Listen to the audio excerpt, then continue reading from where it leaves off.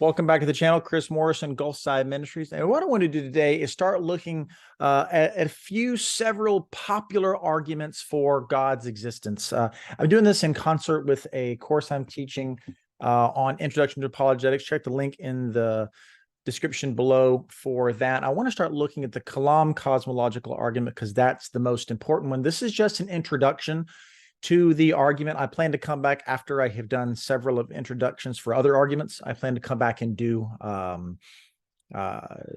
dealing with objections, explain the arguments in more detail, dealing with objections. So this is going to be pretty service level. But I do, for those of you who are familiar with the argument, I'd like to mention some strengths and weaknesses that are sometimes, in my opinion, not mentioned often enough. And so that's kind of the maybe what's worth getting to the end of the video. Chapter times, you want to go right to that portion of it. And that said, let's just go ahead and dive right in. What is the Kalam cosmological argument? Well, first of all, what are cosmological arguments? Cosmological arguments are families of arguments that deal with the cosmos, the world as it is. And they look at the existence of the world, the universe, and say, well, if the universe exists, therefore we can figure something about the cause of the universe. Hence, it's a cosmological argument. Now, the Kalam is a specific kind of cosmological argument. There are many, and I hope in this video series you'll be able to see several of them. The Kalam was made very popular by William Lane Craig in his 1979 book I have pictured below, The Kalam Cosmological Argument. He's done a lot of work since then. The edition has been updated. If you've not read it, I do recommend so. And in fact, this argument is so popular that on a popular level, if you just hear the word cosmological argument by itself, this tends to be the argument people think of.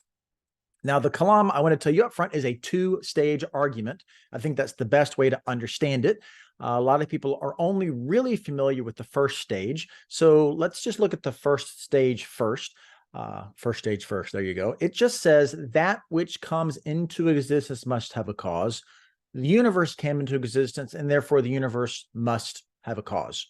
It's a very simple argument. That's pretty much all that it says. The first premise is, I would argue, pretty self-evidently true. Anything that comes into existence does, in fact, have to have a cause. This is an intuitive idea. Nothing just pops into existence.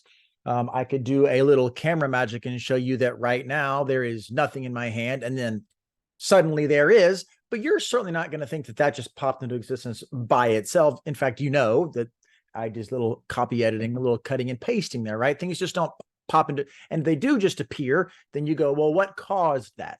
So we pretty much recognize, we'll say more in future videos, but I think the first premise is pretty evident.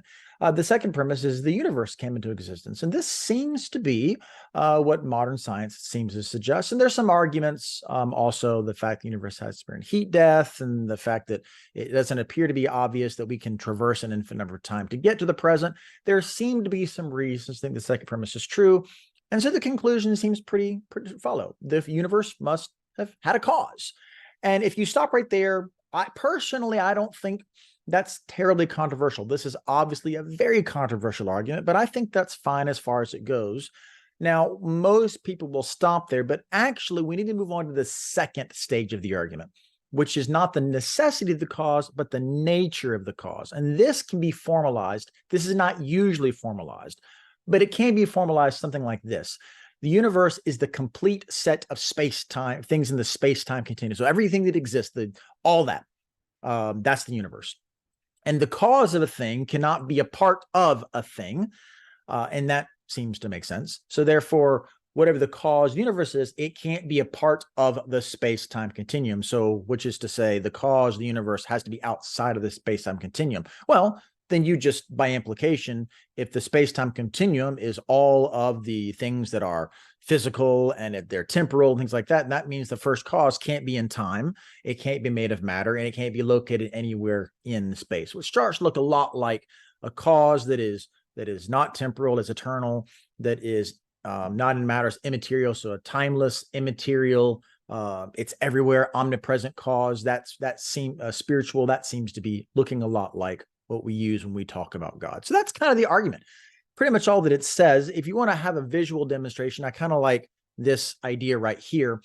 You start with the universe. Either does it have a beginning or not? if it doesn't have a beginning, the conversation's over. But if it has a beginning, well, either that beginning was uncaused or it was caused. Well, we don't seem to think that things can be uncaused beginnings. Well, if it's caused, then it has to be caused within the universe, but that seems problematic because that means the universe will cause itself or outside of the universe. But if it's outside of the universe and that cause outside the universe was itself caused by something else or not? Well, if it wasn't caused by something else, then we've reached a first cause. If it was caused by something else, then either that thing was caused by something else or not, and you get into a loop until you get to something that is an uncaused thing outside the universe. And again, such a thing would be timeless, spaceless, immaterial, immensely powerful, which starts to sound a lot like God. So that's the essence of the Kalam cosmological argument in very much of a nutshell. Let me give you some strengths, 4 quick strengths of this argument. First, it's very easy to remember. The first stage is especially easy to remember, and I don't think the second stage is that hard to learn either, and the intuitions from which follow are pretty easy. So if you have trouble remembering an argument, it's really easy. It's only 3 statements. You can learn it. I think that's part of why it's popular. A second strength, it's very intuitive. Most of the premises seem to follow pretty easily as soon as you grasp the meaning that, oh, well, yeah, I can see that. The universe does seem to come into existence and things don't come to existence by themselves. So yeah, there has to be a cause. So that seems to make good sense. Arguments are nice when they click, and this one seems to click. I think that's part of why it's so popular. Third, and this is probably a big deal, it's certainly consistent with modern science. It appeals to modern science. And in today's day and age, it's nice to be able to present an argument that appeals to science to ground the Christian faith, especially when there has been a cultural notion out there, right or wrong, that science is opposed to faith. So you say, no, science actually encourages our faith. So this is a strength of the argument. And then finally, this really is a very modest argument.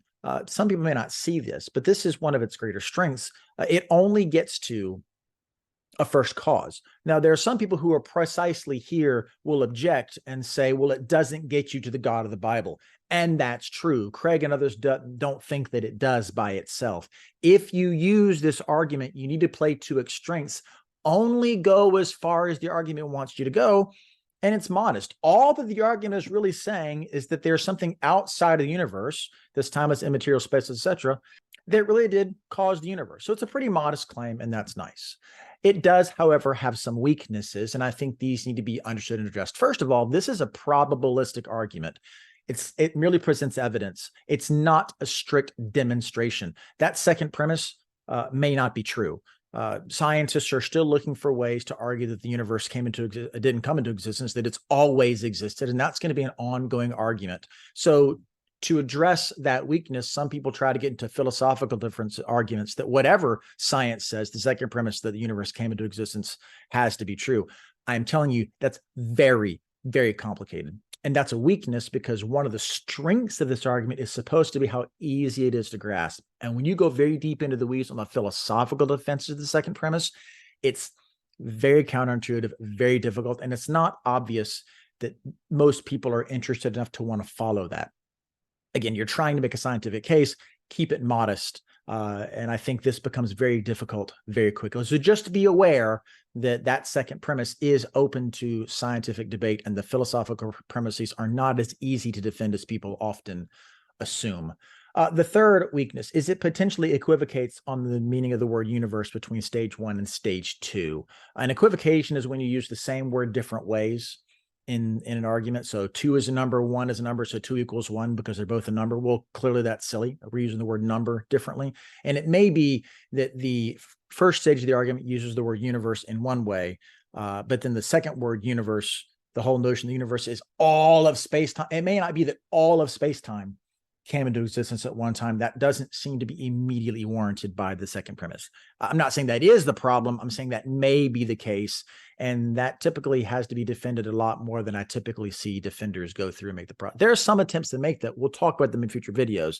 But again, it's not as obvious. And then finally, going back to the modesty issue, this strength becomes a weakness in that this argument is very easy to overinterpret. It's easy to want to claim that, this argument it's a proof for God's existence. Well, no, it's a proof for the first cause. And this first cause is highly consistent with the God of the scriptures and the God of the Bible, and he's powerful to create the whole universe. But it really does not, and it is not intended to try to show that God, as we know and worship him, exists as such. It just sets us in a place to think that, oh, well, the scriptural claim that such a God does exist, well, that's consistent with what the world actually shows us. So be careful not to overinterpret this argument, because that's very, very easy to do. So that being said, what are your thoughts on the Kalam cosmological argument? What are some strengths that you see? What are some weaknesses that you see? And again, what are some objections that you have? And we will cover those as well in future videos. Until I see you next time, may God richly bless you.